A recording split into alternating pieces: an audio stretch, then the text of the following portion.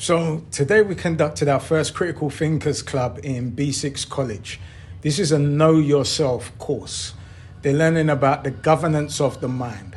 How do I govern my home? My home is my mind. We have windows, we have front doors. When we leave, we lock our doors and we lock our windows. And we use our discernment when we open our doors and windows and who we open our doors and windows to.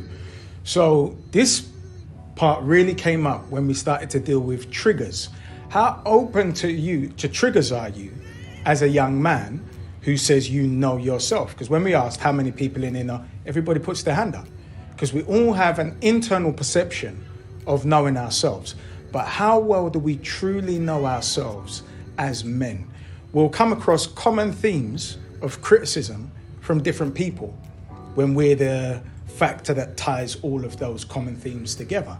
So how much do we really know ourselves? So we broke that down and we came to the conclusion that anyone who's open to triggers from words isn't governing themselves, is responding to the feminine call rather than the masculine call. And we discussed that that isn't male or female, but masculine and feminine energy, the quick to temper or the composure.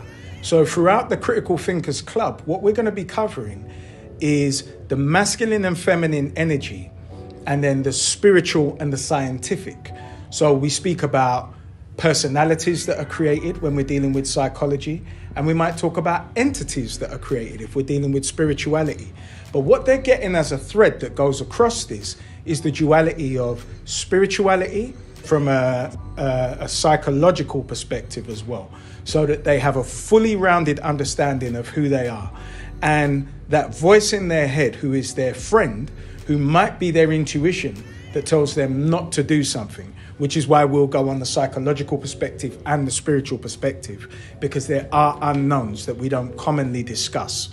So it was a great session, and the young men's perspectives, as diverse as they were all powerful and integral to running a complete session that benefited everybody.